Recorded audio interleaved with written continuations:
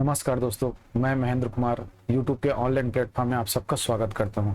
जैसे कि मैं बताया था कि क्या चीज़ आपका एमसीक्यू समसामयिक की Chhattisgarh national international current affair जो आपका सभी एग्जाम में उपयोगी होगा। जैसे कि अगर देखेंगे तो आपका छात्रावास अधीक्षक के लिए विशेष उपयोगी होगा, बाकी और सीजी पुलिस आरक्षक, CG Vyapam, CG PSC, SSC, railway, banking, ये सब के लिए भी उपयोगी होगा। तो आज हम देखेंगे पार्ट टू। पार्ट वन देख चुके हैं हम लोग, पार्ट टू देखेंगे। पार्ट वन में हम लोग 41 क्वेश्चन तक किए थे, जो आपका इंपॉर्टेंट टॉप 100 एमसीक्यू क्वेश्चन में। तो दोस्तों आगे बढ़ने से पहले यदि आप चैनल पे नए हैं तो चैनल को सब्सक्राइब कर वीडियो को लाइक एवं शेयर करना ना भूलें। तो चलिए हम लोग देखते हैं क्वेश्चन नंबर 42 से स्टार्ट करते हैं।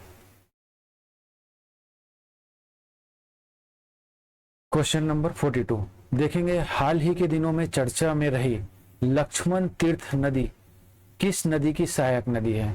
तो दोस्तों ये चर्चा में इसलिए है क्योंकि अगर देखेंगे बीते वर्ष में यहाँ पे बहुत कम वर्षा होने के कारण, लगभग 40% वर्षा हो पाई, इस कारण से यहाँ पे ये नदी सूख चुका है। जो आपका लक्ष्मण तीर्थ नदी है ये कावेरी नदी की सहायक नदी है जो कर्नाटक में है।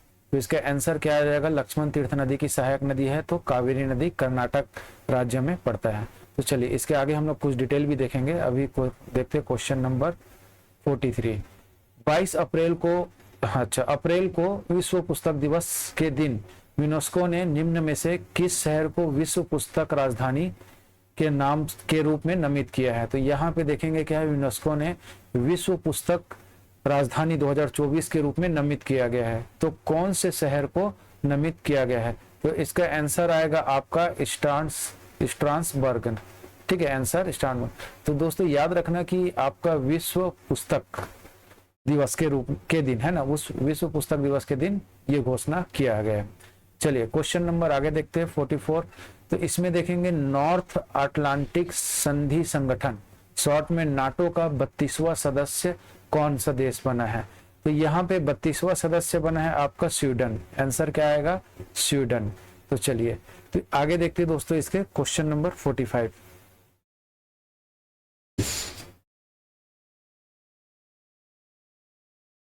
क्वेश्चन नंबर 45 से पहले देखिए जो बताया हूं उसी चीज को और थोड़ा सा देख लेते हैं कि कर्नाटक के कोंगड़ू जिले में अपना प्राकृतिक सुंदरता के लिए प्रसिद्ध है क्या चीज? लक्ष्मण तीर्थ नदी।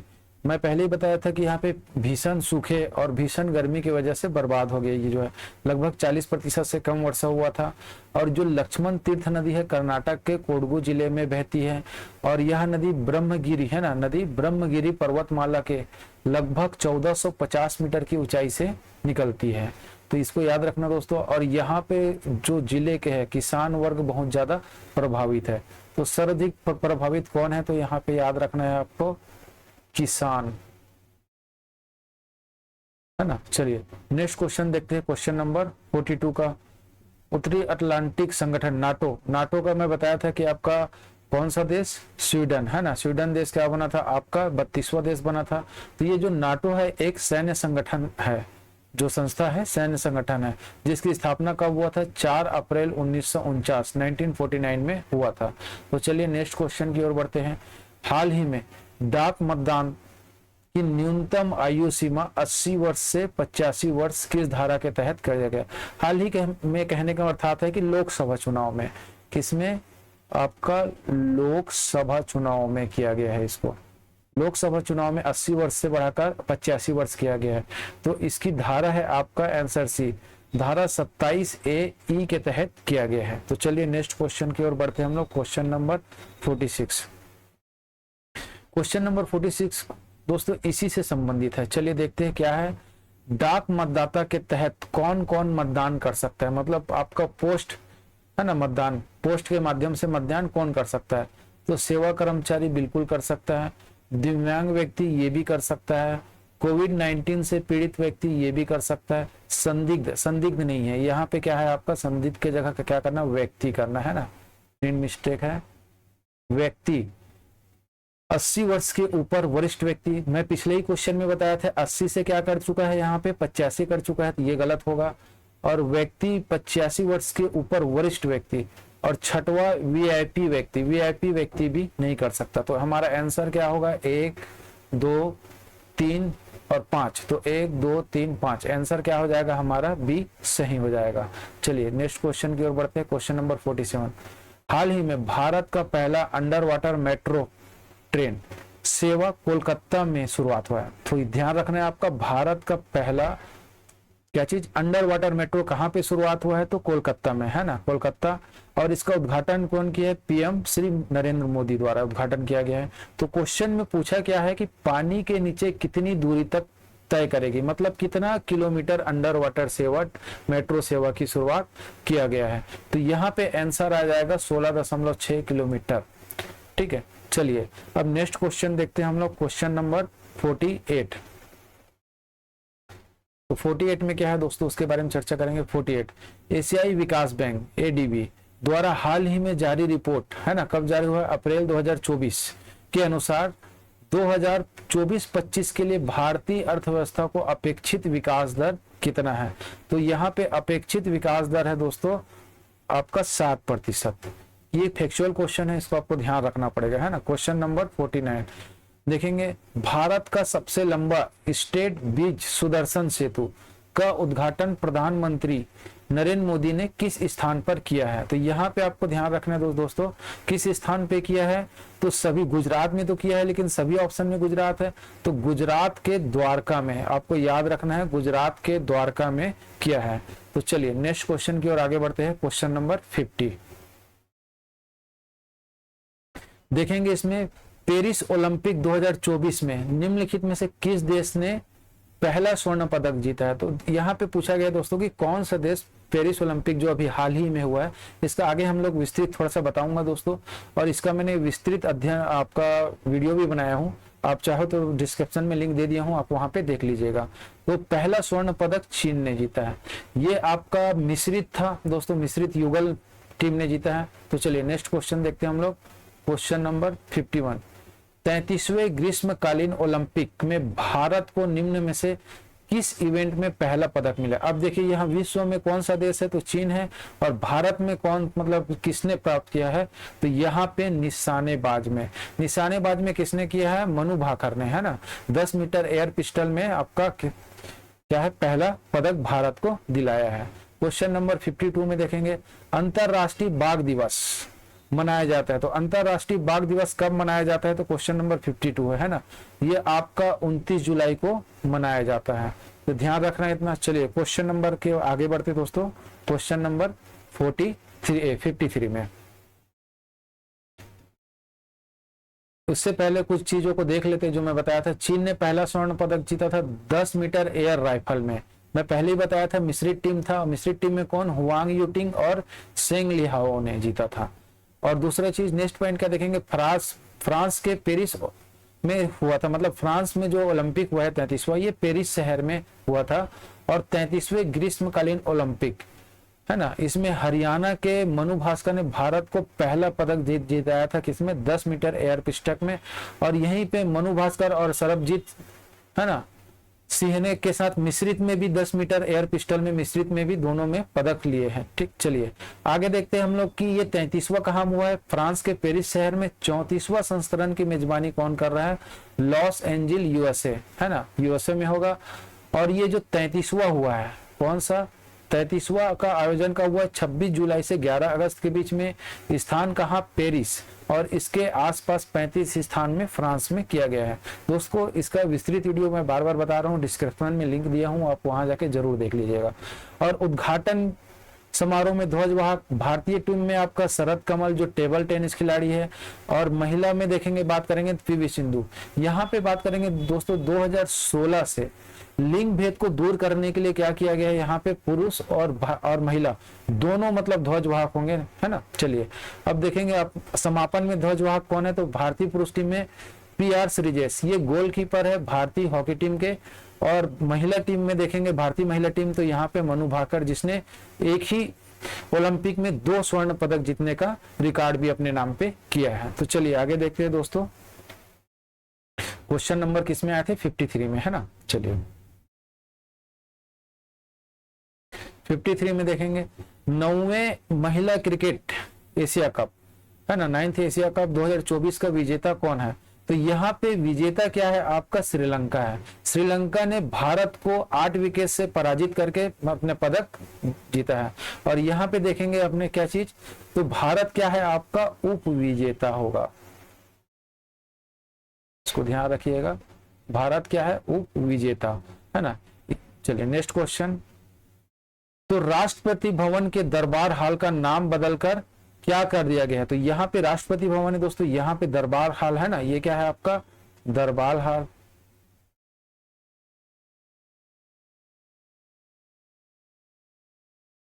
और ये आपका अशोक हाल, अशोक हॉल। तो ये दोनों का नाम परिवर्तन कर दिया दोस्तों। तो अगर देखेंगे हम यहाँ पे दरबार हाल का नाम क्या है गणतंत्र मंडल, और जो आपका अशोक हाल का नाम है क्या है आपका अशोक मंडल कर दिया गया है परिवर्तन करके। तो ये चीज को ध्यान रखना है। तो चलिए नेक्स्ट क्वेश्चन की ओर बढ़ते हैं, क्वेश्चन नंबर 55।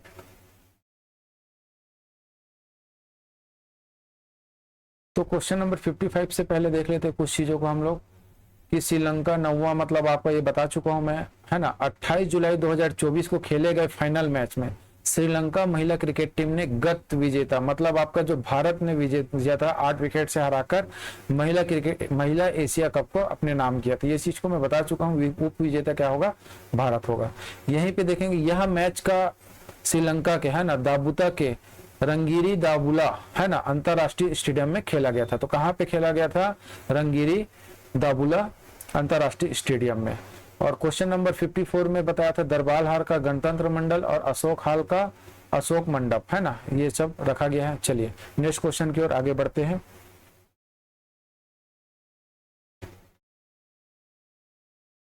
क्वेश्चन नंबर 55, तो यहाँ पे देखेंगे मोइदाम को यूनेस्को की विश्व धरोहर सूची में शामिल किया गया है। इस संदर्भ में निम्न कथनों पर कौन सा कथन सत्य है। तो यहाँ पे देखते हैं पहला, यह यूनेस्को विश्व धरोहर सूची में शामिल होने वाला भारत का 43वां स्थल है। बिल्कुल राइट है दोस्तों, ये 43वां स्थल है। इसे विश्व धरोहर स्थल की सूची की सांस्कृतिक श्रेणी में शामिल किया गया है। बिल्कुल सांस्कृतिक श्रेणी में शामिल किया गया है ना। यहाँ पे देखेंगे मोइदाम ईंट पत्थर के लगभग 700 साल पुराने खोखला तहखाना है। तो तहखाना मतलब कहने का मतलब दोस्तों यहाँ पे राज कब्र ग्रह है, क्या है कब्र गाह है ना। यहाँ पे एक राज फैमिली का कब्रगाह है।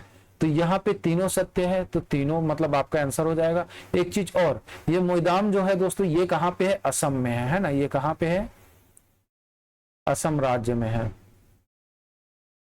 इसको ध्यान रखिएगा, असम राज्य में है। चलिए नेक्स्ट क्वेश्चन की ओर आगे बढ़ते हैं दोस्तों।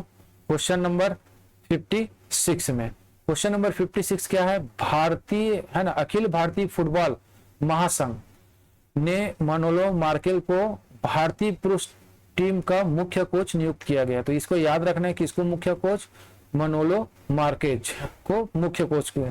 तो क्वेश्चन क्या पूछा है ये देखना है, वह किस देश के है, मतलब मनोलो मार्कोच कौन से देश का है। तो इसका याद रखना है आपको, स्पेन से है ये। चलिए आगे बढ़ते हैं दोस्तों क्वेश्चन नंबर 57 में। 57 देखेंगे हम लोग। तो 57 क्या है दोस्तों, यहाँ पे राष्ट्रीय है ना 60 आगे बढ़ गए हम लोग। चलिए थोड़ा सा पीछे चलते हैं है ना। चलिए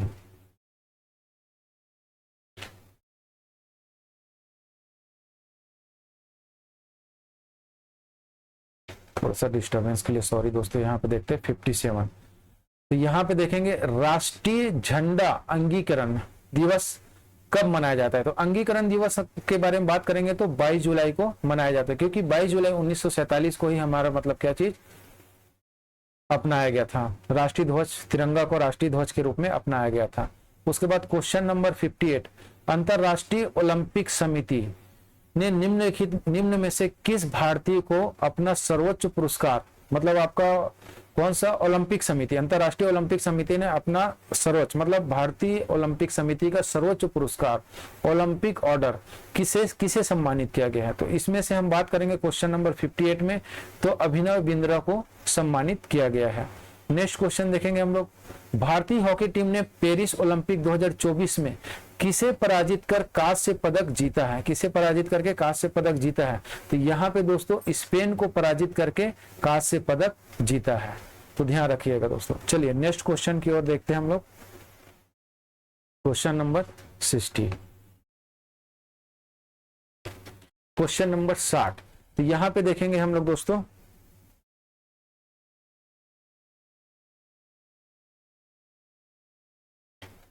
एक मिनट, डिस्टर्बेंस, बार बार डिस्टर्बेंस आ रही है दोस्तों।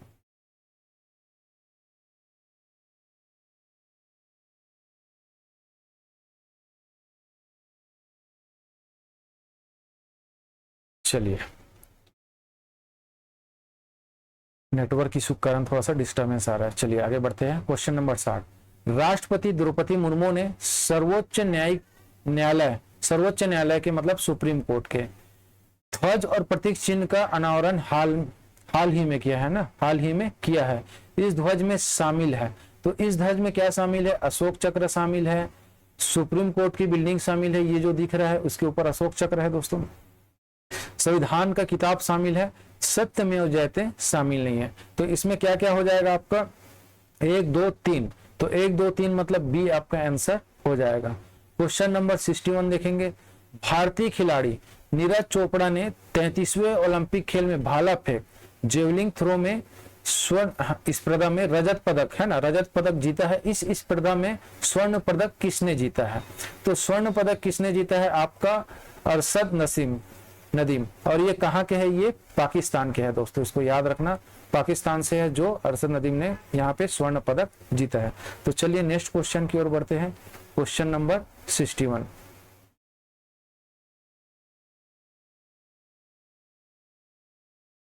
तो क्वेश्चन नंबर 61 में देखेंगे, अमन सहरावत ने निम्न में से किस स्पर्धा में पेरिस ओलंपिक 2024 में कांस्य पदक जीता है? तो ये जो आपका 62 है, इसमें क्या मतलब होना चाहिए? तो किसमें है ना, वो क्या मुक्केबाजी करता था, कुश्ती था, टेबल टेनिस था, निशानेबाज था? तो इसमें देखेंगे तो आपका क्या था? कुश्ती में। किसमें? कुश्ती में आपका कांस्य पदक जीता है। नेक्स्ट क्वेश्चन देखेंगे, चक्रवात असना है ना, निम्नलिखित कथनों पर विचार कीजिए। असना का नाम सऊदी अरब ने दिया है, बिल्कुल गलत। असना का नाम किसने दिया है? पाकिस्तान ने दिया है, पाक ने दिया है दोस्तों, इसको ध्यान रखना। और इसकी उत्पत्ति अरब सागर में हुई, बिल्कुल सही। इसकी उत्पत्ति कहां पे हुआ है? अरब सागर में। तो इसका आंसर क्या हो जाएगा? केवल 2। तो याद रखना दोस्तों, अरब सागर में इससे पहले मौसम विभाग ने बताया कि जानकारी के अनुसार बात करेंगे तो 1976 के बाद वर्तमान 2024 में है ना, वर्तमान में क्या हुआ है आपका? यहाँ पे अरब सागर में आपका चक्रवात उठा है। तो चलिए नेक्स्ट क्वेश्चन की ओर आगे बढ़ते हैं, क्वेश्चन नंबर 64 में।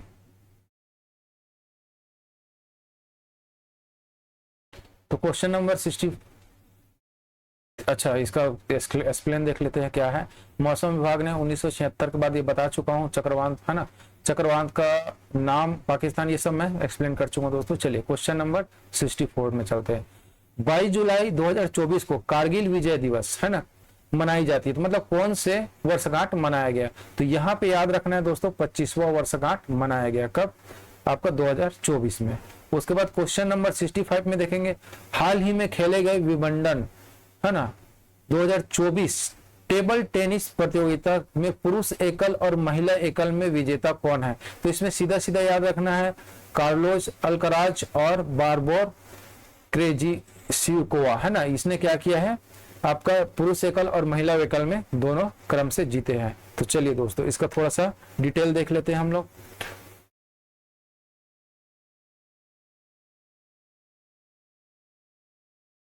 तो 64 में क्या बताया था? प्रत्येक वर्ष 26 जुलाई को कारगिल विजय दिवस के रूप में मनाया जाता है, बता चुका हूं। यह 1999 में कारगिल विजय दिवस कब 25वां वर्षगांठ मनाया गया। और ये जो युद्ध हुआ था पाक वर्सेस क्या था आपका? इंडिया था है ना, भारत के बीच में हुआ था। चलिए नेक्स्ट क्वेश्चन देखते हैं।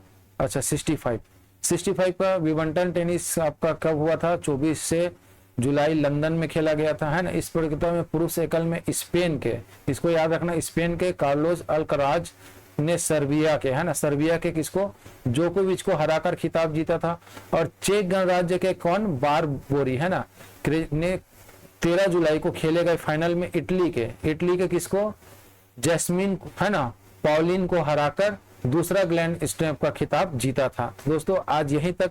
जाने से पहले दोस्तों अगर आप चैनल पे नए हैं तो वीडियो को सब्सक्राइब कर लीजिएगा और चैनल को सब्सक्राइब करके वीडियो को लाइक एवं शेयर करना ना भूलें। धन्यवाद।